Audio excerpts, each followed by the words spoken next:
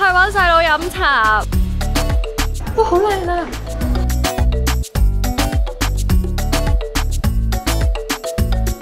究竟知唔知咩係蝦餃？你試下咩叫真正嘅蝦餃 ，OK？ 哇，呢個好好食，我覺得呢個好食喎。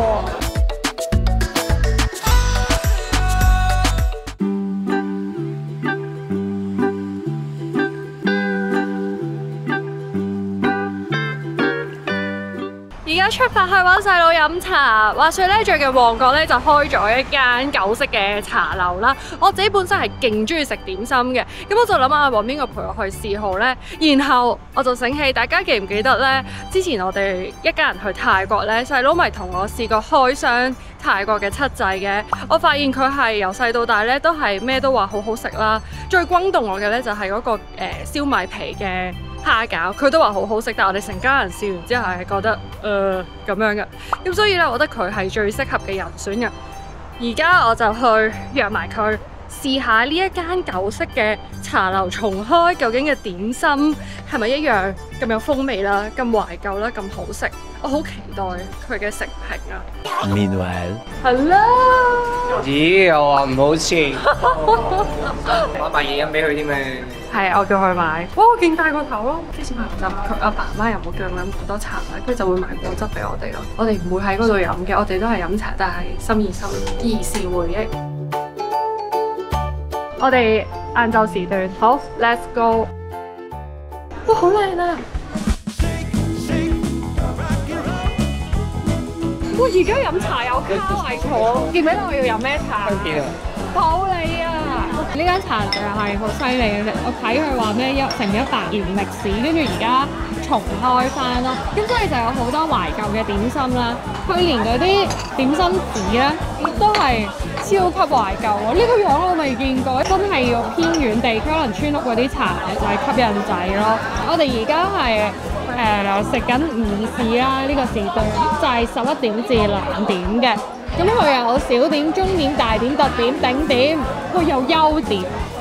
有缺點。呢個係嘅咧，佢就係小點25蚊最平，頂點咧就42蚊，咁都抵食啊！唔係，你知唔知點解我嚟揾你拍先？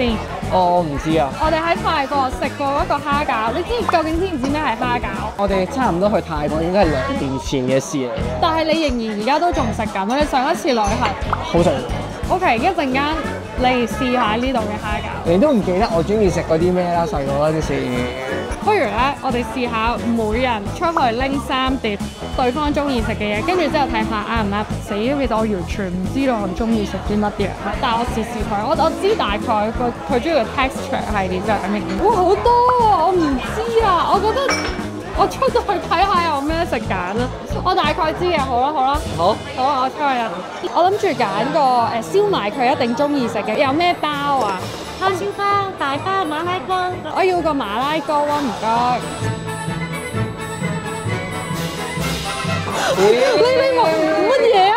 呢個係你中意食嗰啲嘢，我本身拎呢個俾你。係啊，因為我中意食，所以拎咗。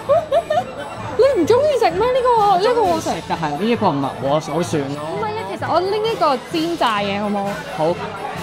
我買太多啦，我家姐嘅通病就係永遠都拎太多嘢食。哎呀，有沙翁啦！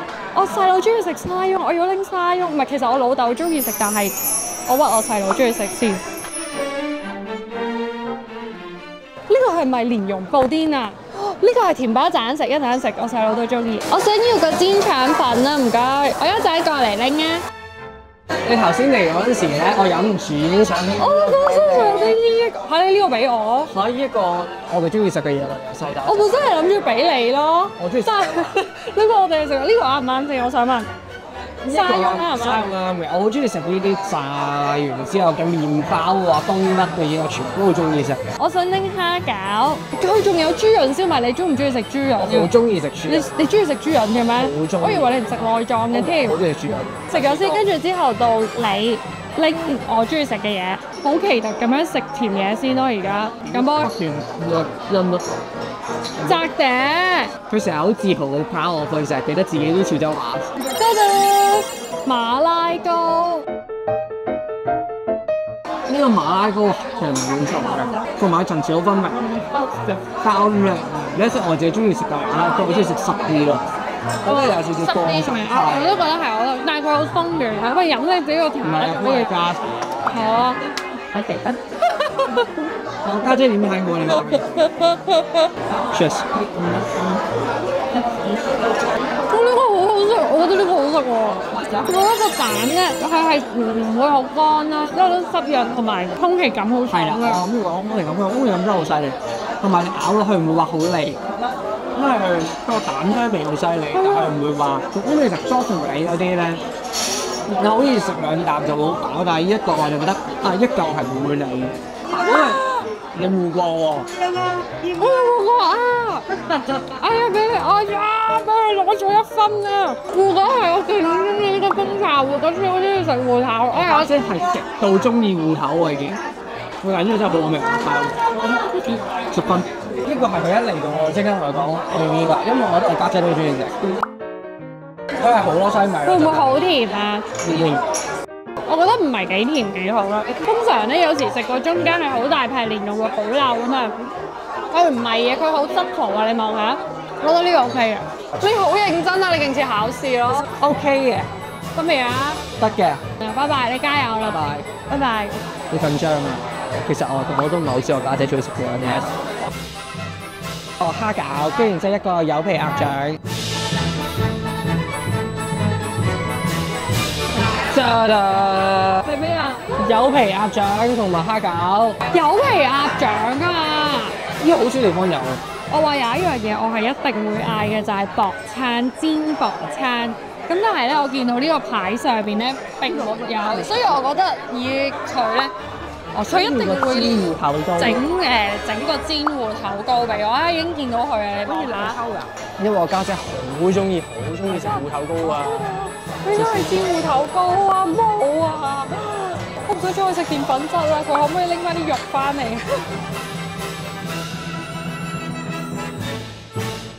有邊個中咗先？你講。好嗱，你而家咧攞咗啲咩嚟介紹下？我拎咗呢一個第一個啦，係呢一個芋角。係呢個係出咗貓啦，因為我已經心心眼啦，頭先一嚟。我嗰時我都覺得我家姐係中意食芋頭嘅。係。我會拎呢個名啦。第二個就係一個柚皮鴨掌。柚皮鴨掌係我中意食嘅呢個。呢個係我第3個嗌俾家姐嗌嘅。啊！佢真係嗌咗芋頭糕。我真諗緊，我喺度 struggle 緊咧，嗌薄餐。我係中意食薄餐啊！因為由細到大我哋都係2樣一定嗌嘅，薄餐啦，同埋蘿蔔糕同埋或者芋頭糕。佢中意食芋頭糕嘅，即係佢嘅心裏面咧一定食芋頭糕。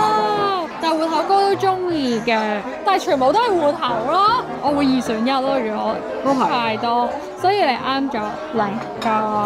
我哋試食啦，試咗呢個先蒸嘢。你試下咩叫真正嘅蝦餃 ？OK。呢個係佢哋嘅signature王牌嚟㗎，得得。雖然我都中意食港式嘅蝦餃，但我都覺得泰國嘅蝦餃係好食，係因為咧佢嗰個皮咧唔係呢一種晶瑩一嚿嗰種皮，因為佢燒賣皮啦，所以佢食落口咧，喂9唔搭八啦。唔係啊，因為你諗下，太腍啦喎！但你食呢個蝦餃嗰陣時，我就係中意食呢個皮。係啦。佢呢個皮咧，其實佢呢一隻你所講嘅晶瑩剔透皮，其實佢落咗一個叫燉麵嘅粉喺度。燉麵。邊個燉麵？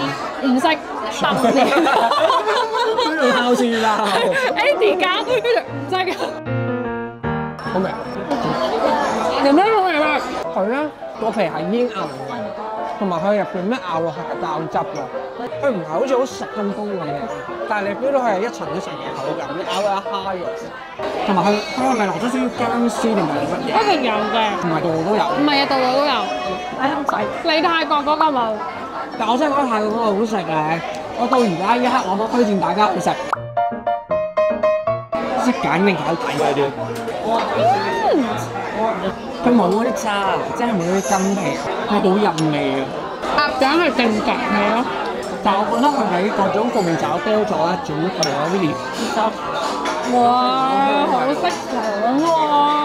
因為我哋一定嗌嘅，其實有樣嘢呢度唔係藥膳雞腳。我都唔食藥膳嘅嘢嘅。sorry， 我話你係點咩醬？你搶下咩三花？樣都要啲，咁樣甜醬、麻醬、少少辣醬。煎菜嘛係我好中意食嘅嘢都。雖然呢一個唔係你叫我食，我依然想食嗰啲俾你揀呢個腸粉，你會咩牛肉腸啊？豬膶腸。因為我以為佢唔食內臟，原來佢中意食豬膶咯。但係其他內臟你唔食嘅喎。例如咧，我唔係我豬肺我食㗎，豬肚我係食，豬腸我係食，牛雜。牛雜我都食得。其實佢係冇家姐。個個本人超中意食，佢好酥脆，你見唔見到啊？佢出邊係極酥脆啦，嗰個粉漿係啱好，但係咧，我覺得個餡唔夠香，因為佢而家我就係食過蝦米啦、豬肉啦，但係出邊其他我之前食過可能會有啲香菜類嘅嘢喺入面啦，會再好食啲，同埋個口感會再爽脆啲咯。滿意嘅。冇咩嘅。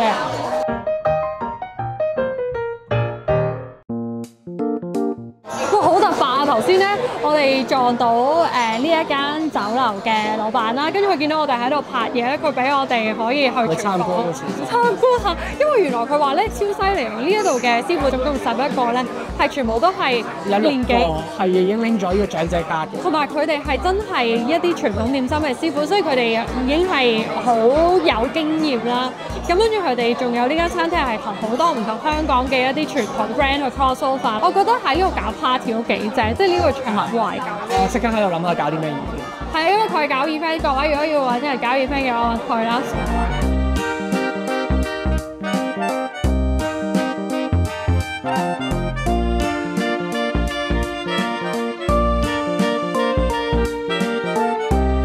呢個啱啱整到豬肉燒賣喎，新鮮出爐啊！呢個真係呢個係特飯豬膶燒賣，超級厚啊！豬膶睇呢一個好滑，同埋都有原香先，同埋咧佢個燒賣肉咧都好足料啊！呢個其實一陣啦，一點都係呢個辣椒油，自家製嘅辣椒油，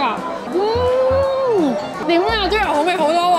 嗰個豬肉好好味喎，佢嗰個肥瘦比例係啱啱好啦。你試下豬膶夾住啲肉再食，都更加香。我哋試下呢一個，呢個叫咩話？跟前雞。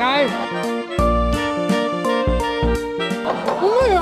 我以為咧咁樣會好漏啦，但佢燒得好香，所以唔會好油膩。同埋我頭先聽到咧話呢個製法咧都係好用心啊，4至5日先烹調到呢個出嚟。呢一個係功夫菜嚟嘅，必食嘅。總括嚟講，你覺得嚟呢一間酒樓一定食嘅豬膶燒賣一定攞走㗎啦，已經有噃。係。第二我都係有皮嘅鴨腸，因為真係好少香港地有得食。第三樣嘢我覺得應該係蝦餃。雖然你竟然揀蝦餃啊！